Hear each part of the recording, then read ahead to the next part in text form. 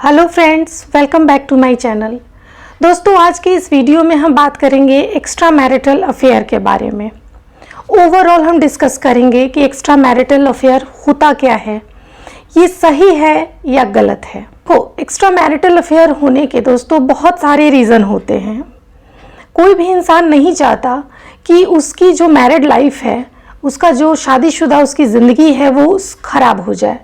But क्या होता है कि कुछ सिचुएशन ऐसी बनती है कि ये हो जाता है। तो आज हम इसी पर ओवरऑल डिस्कशन करेंगे। उसके बाद हम आपको इस चीज़ को बताएंगे कि एक्स्ट्रा मैरिटल अफेयर से आप अपनी ज़िंदगी को किस तरह से बर्बाद करते हो, किस तरह से आपकी ज़िंदगी ख़राब होती है, आप पर इसका क्या इफ़ेक्ट पड़ता है, आपका जो लाइफ पार्टनर है उस पे क्या इसका इम्पैक्ट पड़ता है, आपकी फैमिली पे क्या इम्पैक्ट पड़ता है, आपके ओवरऑल लाइफ के ऊपर इसका क्या इम्पैक्ट पड़ता है। और फिर हम लास्ट में ये बताएंगे कि इस चीज़ से आप कैसे उबर सकते हो, ओवरकम कर सकते हो, अपने आप को आप कैसे हील कर सकते हो। तो इन सारी चीज़ों पे आज हम ओवरऑल डिस्कशन करने वाले हैं कि एक्स्ट्रा मैरिटल अफेयर सही है या गलत है। तो चलिए दोस्तों, वीडियो को स्टार्ट करते हैं। वीडियो को स्टार्ट करने से पहले मैं आपको बता दूं कि अगर आप मेरे चैनल पर नए आए हैं तो प्लीज़ मेरे चैनल को सब्सक्राइब कर दें और बेल आइकन का बटन ज़रूर दबा दें, ताकि मैं जब भी नई वीडियो डालूं तो इसका नोटिफिकेशन आपको मिल जाए। और हाँ, अगर आपको वीडियो अच्छी लगे तो एक लाइक का बटन ज़रूर दबा दें, मुझे इससे अच्छा मोटिवेशन मिलता है। तो चलिए वीडियो को स्टार्ट करते हैं। दोस्तों, इसमें मैं आपको सबसे पहले बताऊँगी कि एक्स्ट्रा मैरिटल अफेयर होता क्या है। देखो, जब आप मैरिड हो और अपनी शादीशुदा ज़िंदगी को जी रहे हो और आपकी पत्नी का या फिर आपके पति का किसी दूसरे इंसान से आपको छोड़ के किसी और इंसान से अफेयर चलने लगता है, चाहे वो जो कोई भी हो, उसके साथ अफेयर चलने लगता है और आपका पार्टनर आपके साथ चीट करता है, वो आपको बताता नहीं है, आपको धोखे में रखता है, तो वहाँ पे चीज़ें क्या होती हैं कि बहुत कॉम्प्लिकेटेड होने लगती हैं। अब देखो, ये जो होता है एक्स्ट्रा मैरिटल अफेयर एम ही नहीं होता है, इसके होने के पीछे बहुत सारे रीज़न होते हैं।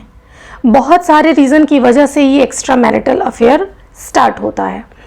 तो चलिए अब हम जानते हैं कि क्या क्या वो रीज़न हैं जिसकी वजह से एक्स्ट्रा मैरिटल अफेयर किसी भी इंसान का, चाहे वो मेल हो या फीमेल हो, उसका स्टार्ट होता है। दोस्तों, दो रीज़न हैं जिससे कि एक्स्ट्रा मैरिटल अफेयर स्टार्ट होता है। पहला रीज़न है नीड्स, दूसरा नेचर। देखो, नीड्स हर इंसान का इंडिविजुअल अपना एक नीड्स होता है, हर इंसान का, आपका भी हमारा भी। किसी का फिज़िकल, किसी का मेंटल, किसी का इमोशनल, किसी का ये फिनेंशियल, हर तरह के नीड्स होते हैं, सोशल नीड्स होते हैं। तो क्या होता है कि जब आपके पार्टनर के साथ आपके वो नीड्स वो पूरे नहीं होते, आपके वो डिज़ायर पूरे नहीं होते, तब आप क्या करते हो, वो नीड्स आप कहीं और तलाशते हो। और वहीं जब किसी और इंसान में दिखता है तो वो इंसान उसके तरफ आकर्षित हो जाता है, उसके तरफ चला जाता है और उसका अफेयर उसके साथ स्टार्ट हो जाता है। दूसरा है नेचर। कुछ लोगों का नेचर ही ऐसा होता है कि चाहे उसका पार्टनर कुछ भी कर ले, कितना भी अपने मैरिड लाइफ में एफर्ट्स डाल ले, लेकिन वो एक जगह स्थिर रह ही नहीं सकता, वो एक पार्टनर पे रह ही नहीं सकता। जब तक वो 10 जगह मुंह नहीं मारेगा तब तक उसका दिमाग जो है वो शांत नहीं होगा, क्योंकि उसका वो बेसिक नेचर है, कभी यहाँ कभी वहाँ, कभी वहाँ कभी वहाँ। ठीक है। देखो, अगर आप अनमैरिड हो तो थोड़े कैजुअल होते हो तो वो चलेगा, लेकिन जब आप मैरिड होते हो और आपका कोई लाइफ पार्टनर होता है जिसका आपके ऊपर ओवरऑल अधिकार होता है, उस टाइम पे इस तरह की हरकतें जब आप करते हो तो चीज़ें बहुत कॉम्प्लिकेटेड हो जाती हैं। और जब आपके बच्चे भी हों और तब आप ऐसी हरकत करते हो, तब तो चीज़ें और भी ज़्यादा कॉम्प्लिकेटेड हो जाती हैं। दोस्तों, जब इस तरह की हरकत कोई करता है तो वहीं पे जाके देखो, सबकी फैमिली होती है, सिर्फ लाइफ पार्टनर के साथ आपकी ज़िंदगी नहीं होती है, आपके साथ आपकी सोसाइटी होती है, आपकी फैमिली होती है, सब होती है।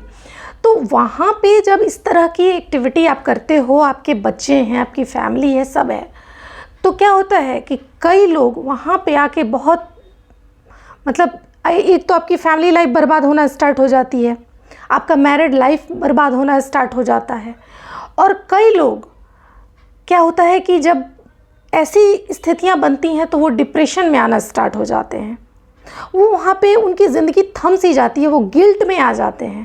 ठीक है, तो मैं मान रही हूँ कि हाँ चलो सबकी नीड्स होती हैं, आपकी भी नीड्स हैं। सपोज करो मतलब जितने भी नीड्स मैंने बताए, फिजिकल, सोशल, इकोनॉमिकल, जिस तरह के भी आपके नीड्स हैं, उसमें मान लो कि आपका पार्टनर है, लाइक आपका हस्बैंड है, अगर वो नहीं आपको उतना पैसा नहीं दे पाता है जितने की आपको नीड्स है, शायद वो उतना नहीं कमाता है जितना आप सोच रहे हो, जितना आप चाह रहे हो, तो जिस इंसान से आपको फिनेंशियली सपोर्ट मिलता है, आपके फिनेंशियल नीड्स पूरे होते हैं, आप उसके तरफ अट्रैक्ट होना स्टार्ट कर देते हो। अगर कोई मेल पार्टनर है, उसको अपनी फीमेल पार्टनर से अगर फिजिकल नीड्स पूरी नहीं हो रही हैं, अगर वो नीड्स उसको कहीं और से पूरी हो रही हैं, तो वो क्या करता है, वो उस तरफ अट्रैक्ट होना स्टार्ट हो जाता है। तो यहीं पे चीज़ें क्या होती हैं ना कि बुरी हो जाती हैं। देखो, किसी इंसान के बिना इच्छाओं का अंत नहीं है, ठीक है। कंट्रोल करना इंसान के अपने हाथ में होता है कि आप अपने डिज़ायर्स पे कितना कंट्रोल लगा सकते हो। देखो, स्टार्टिंग में तो आपको लगता है कि सपोज़ करो कि अगर आपको फिनेंशियली नीड्स कोई फुलफ़िल कर रहा है और आप उसकी तरफ अट्रैक्ट हो गए, आपका अफेयर स्टार्ट हो गया, तो स्टार्टिंग में तो आपको लगता है कि हाँ चीज़ें बहुत सही हैं, ठीक है, लेकिन धीरे धीरे करके वो चीज़ें परेशानी में बदलने लगती हैं। जब इन चीज़ों की जानकारी फैमिली में होती है, आपके पार्टनर को होती है, तो वो क्या होता है कि आप घर में झेलना शुरू करते हो सबसे पहले, उसके बाद उससे रिलेटेड आप वहाँ भी झेलना स्टार्ट कर दोगे, जिससे आपका एक्स्ट्रा मैरिटल अफेयर है, आप वहाँ भी झेलोगे और यहाँ भी झेलोगे। अब क्या होगा, आपके प्रॉब्लम्स जो होंगे वो मल्टीप्लाई हो जाएंगे, मतलब कि आपके प्रॉब्लम बहुत बढ़ जाएंगे। तो थोड़े से सुख के लिए, थोड़े से अपने नीड्स को फुलफ़िल करने के लिए, चाहे वो फिज़िकल हो, फिनेंशियली हो, जिस तरह का भी नीड्स हो, उसको पूरा करने के लिए आप देखो कि आपने अपना कितना कुछ खो दिया। आपने अपने फैमिली का विश्वास, अपने पार्टनर का विश्वास, अपने घर की शांति, अपना सुकून, अगर बच्चे हैं तो उनका भविष्य, सब कुछ दांव पे लगा दिया और बहुत कुछ खो भी दिया आपने। देखो, विश्वास बहुत बड़ी चीज़ होती है। अगर एक बार आपने अपने पार्टनर का विश्वास खो दिया, तो मैं नहीं मानती कि ज़िंदगी में वो विश्वास, भले ही वो मैनेज करके आपके साथ रह ले, ज़िंदगी बसर कर ले, बट मैं नहीं मानती कि वो विश्वास ज़िंदगी में कभी भी लौट के आता है जो एक बार आप खो देते हो। दोस्तों, जब इस तरह के प्रॉब्लम में हम होते हैं, मान लीजिए देखो, कोई भी ऐसा वाइफ हस्बैंड नहीं है, कोई भी ऐसा मैरिड कपल नहीं है जहाँ लड़ाइयाँ नहीं होती हैं, जहाँ प्रॉब्लम्स नहीं होती हैं, लेकिन उसका सॉल्यूशन इस तरह से निकालना, मुझे तो लगता है कि ये प्रॉब्लम को बुलावा देना है। अगर आपको किसी भी तरह की प्रॉब्लम है अपने पार्टनर से, अगर वो आपको वो चीज़ फुलफ़िल करके नहीं दे पा रही है, नहीं दे पा रहा है, आप उससे बात करें, आप उससे बैठ के बात करें। अभी थोड़ी देर पहले मैंने कहा कि देखो, इच्छाओं का कोई अंत नहीं है, ठीक। अगर मान लिया मेरा हस्बैंड 10,000 रुपये कमा रहा है और मेरी नीड्स 20,000 रुपये की है, तो हम बैठ के बात कर सकते हैं अपने हस्बैंड से कि हाँ, तुम कमाने की कोशिश करो, ठीक है। वो ट्राई तो हर इंसान चाहता है यार, हर इंसान चाहता है कि मैं ज़्यादा से ज़्यादा कमाऊँ और मेरी लाइफ लग्जरियस हो, बट अगर वो नहीं कमा पा रहा है तो आप उसके पार्टनर हो। लाइफ पार्टनर का मतलब होता है जीवन भर का पार्टनर, जीवन भर का साथ। तो आप उसमें ही एडजस्ट करने की कोशिश करो, ठीक है, ना कि इधर उधर अगर जाओगे तो प्रॉब्लम फंस जाएगी। वहीं पे आपकी ज़िंदगी थमती है, वहीं पे आपकी ज़िंदगी बर्बाद होती है। आप डिप्रेशन में जाते हो, आप गिल्ट से भरते हो, एक आपके अंदर फियर भी रहता है कि अब क्या होगा, अब क्या होगा, इस तरह की चीज़ें आपके अंदर चलने लगती हैं। कई बार तो ऐसा होता है कि जिस थर्ड पर्सन से आप एक्स्ट्रा मैरिटल अफेयर कर रहे हो, कई बार आपका वो वीडियो निकाल लेता है, आपकी वो लड़की है तो आपकी वीडियो बना लेगी चुपके से, और उस तरह से वो आपको ब्लैकमेल करना, जब आपको ये एहसास हो जाएगा तो वो आपको ब्लैकमेल करना स्टार्ट कर देगा या ब्लैकमेल करना स्टार्ट कर देगी कि अगर तुम मेरे पास नहीं आए, अगर तुमने मुझे ऐसे नहीं किया, मेरा ये काम नहीं किया, तो मैं तुम्हें एक्सपोज कर दूंगी, मैं तुम्हें एक्सपोज कर दूंगा, कानूनी भी बहुत तरह की चीज़ें होती हैं जिसमें वो फंसा के, तो आप ना, वो कहते हैं ना कि इंसान ना घर का रहा ना घाट का रहा, तो आप घर से तो गए ही, आप वहाँ से भी गए। अब आप सोचो कि कितनी मुश्किल में आप फंसोगे और आपकी ज़िंदगी किस कदर बर्बाद हो जाएगी। देखो, मैं ये मानती हूँ कि अगर आपको किसी भी तरह का कोई प्रॉब्लम है तो आप अकेले में किसी के सामने इन चीज़ों का इतना प्रचार ना करके आप पति पत्नी अकेले में बैठो, बंद कमरे में बैठो और इस चीज़ पे डिस्कशन करो। जो आपकी प्रॉब्लम है आप बोलो, उसकी जो प्रॉब्लम है वो बोले, आप लोग आपस में ओवरऑल डिस्कशन करो कि यार ये क्या चल रहा है, तुम्हें क्या चाहिए मुझसे, ठीक है। और मैं ये मानती हूँ कि आपका पार्टनर अगर थोड़ा सा भी सेंसिबल होगा, थोड़ा सा भी समझदार होगा, तो आपकी बातों को समझेगा। और यकीन मानो 99% केसेस में अगर इस तरीके से कोई बात करता है तो उसकी चीज़ें सॉल्व होती ही होती हैं। क्योंकि देखो, कोई भी इंसान नहीं चाहता कि उसकी ज़िंदगी ख़राब हो जाए, उसका मैरिड लाइफ बर्बाद हो जाए, ठीक है। हर कोई चाहता है कि उसकी लाइफ, वो जो कर रहा है ऐसा, वो चोरी छुपे तो कर लेगा, लेकिन ज़्यादातर केसेस में यही होता है कि वो अपने लाइफ को बर्बाद करके अपने बच्चों के भविष्य को दांव पे लगा के वो इन चीज़ों को करना बिल्कुल नहीं चाहेगा। तो आप बिल्कुल शांति से, बिल्कुल स्थिर से, कोई लड़ाई झगड़ा नहीं, चाहे आप हस्बैंड हो, वाइफ हो, कोई भी हो, आप बिल्कुल शांति से अपने पार्टनर के साथ बैठो, इस पर डिस्कस करो, आप देखो इसका हल ज़रूर निकलेगा। कई बार तो लोग क्या करते हैं कि इमोशनल गैप बना लेते हैं। ये कितना बुरा लगता है कि एक घर में रहते हुए, एक चार दीवारी के अंदर रहते हुए पति पत्नी अजनबियों की तरह रहते हैं, अपने बीच एक लकीर खींच देते हैं।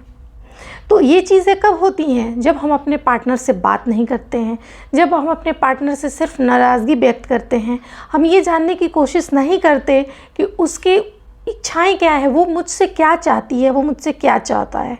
तो यहीं पे ये दरारें पड़ जाती हैं। देखो, आपके मैरिड लाइफ की जिम्मेवारी किसी की नहीं होती है, ये जिम्मेवारी, ये रिस्पॉन्सिबिलिटी आपकी ही है। तो आप अगर आपस में इस तरह से रहोगे, बातचीत नहीं करोगे, इमोशनल अटैचमेंट नहीं रखोगे, देखो वाइफ हस्बैंड के रिलेशन में इमोशनली अटैच होना बहुत ज़रूरी होता है। तो इसके लिए आपको बात करना पड़ेगा। आपकी जो नीड्स है अगर दूसरा कोई पूरा कर रहा है, मान लिया कि आप इमोशनली कुछ एक्सपेक्ट कर रहे हो अपनी वाइफ से, अपने हस्बैंड से, वो नहीं मिल पा रहा है, कोई थर्ड पर्सन आ रहा है, आपकी तारीफ़ करना स्टार्ट कर दिया, आप उसके तरफ अट्रैक्ट होने लग गए। तो ऐसा नहीं होता। देखो, बाहर के जो लोग होते हैं वो सिर्फ आपको अपने मतलब के लिए यूज़ करते हैं। उन्हें आपको लगता है, बस आपको लगता है कि वो इंसान कितना केयरिंग है, वो मेरा कितना ख्याल रखता है, बट क्या है कि वो अपना मतलब साधने के लिए आपके पास आया है। उसको कोई आपसे लेना देना नहीं है, उसको आपके लाइफ से कोई लेना देना नहीं है। लेना देना है तो आपको है और आपके पार्टनर को है। तो ये चीज़ें आप दोनों को ही सोचनी पड़ेंगी कि हाँ, हम अपने लाइफ को कैसे अच्छा बना के चलें। अब मैं लास्ट में बात करती हूँ कि एक्स्ट्रा मैरिटल अफेयर सही है या गलत है। दोस्तों देखो, जो चीज़ हमें छुपा के करनी पड़े, जो चीज़ हम लोगों को बताने में झिझकें, वो चीज़ें ऑलवेज गलत होती हैं। अगर हम ये काम कोई भी कर रहे हैं और वो चीज़ किसी को लोग अगर जान रहे हैं और कह रहे हैं कि हाँ आपने गलत किया, या फिर वो करते वक्त आपके अंदर एक गिल्ट आता है, एक फियर आता है, तो समझो कि वो चीज़ें गलत हैं, ठीक है। अगर आपके पार्टनर से आपको कोई भी प्रॉब्लम है तो आप उससे ओवरऑल बैठ के डिस्कस करो। अगर वो शॉर्ट होता है तो बेटर, अगर नहीं होता है तो देखो, ज़िंदगी में किसी को भी धोखा देना कहीं से भी सही नहीं है, उचित नहीं है। अगर आपको लगता है कि आपके पार्टनर से आपकी ये चीज़ें पूरी नहीं हो पा रही हैं, आप उनके साथ नहीं रह सकते हैं, तो आप उनको डिवोर्स दे सकते हैं। डिवोर्स देके आप जिसके साथ रहना चाहें आप उसके साथ रह सकते हैं। लेकिन इसमें क्या होगा कि आप एक गिल्ट में नहीं रहोगे, आप चौड़े होकर ये चीज़ें कर पाओगे। लेकिन लोग क्या करते हैं, बहुत शॉर्टकट अपनाते हैं, क्योंकि इन चीज़ों में तो मेहनत लगती है। तो शॉर्टकट, चलो चुपके चुपके हम अपने डिज़ायर्स को पूरे कर लेते हैं, कोई जानेगा नहीं, लोग ऐसा सोचते हैं। तो ये गलत है दोस्तों। कभी भी लाइफ में किसी को धोखा नहीं देना चाहिए। और हमारा पार्टनर तो हमारा अपना होता है, उससे हमारी ज़िंदगियाँ जुड़ी होती हैं। अब मैं ये आपके ऊपर छोड़ती हूँ कि आप बताओ कि एक्स्ट्रा मैरिटल अफेयर क्या सही है? क्या इस तरह की चीज़ें, इस तरह की नीड्स जो लोग अपनी पूरी करने के लिए बाहर जाते हैं, अपने पार्टनर को धोखा देते हैं, क्या वो सही करते हैं? ये आपके ऊपर मैं छोड़ती हूँ। मुझे कमेंट करके कमेंट बॉक्स में ज़रूर बताइएगा। और जिनके साथ भी ये सिचुएशन है, ये चीज़ें उनको सोचनी है कि जो उनका पार्टनर होता है लॉन्ग रन के लिए वही होता है। बीच में जो तीसरा आया रहता है वो थोड़े टाइम के लिए होता है, जो आपको खुशियाँ देता है और उस खुशी के बाद बहुत सारे गम भी देता है। ठीक है दोस्तों, तो उम्मीद है कि आप चीज़ों को अच्छे तरीके से समझे होंगे। और इसी के साथ मैं वीडियो को एंड करती हूँ। मिलती हूँ फिर नेक्स्ट वीडियो में, तब तक के लिए टेक केयर, बाय बाय।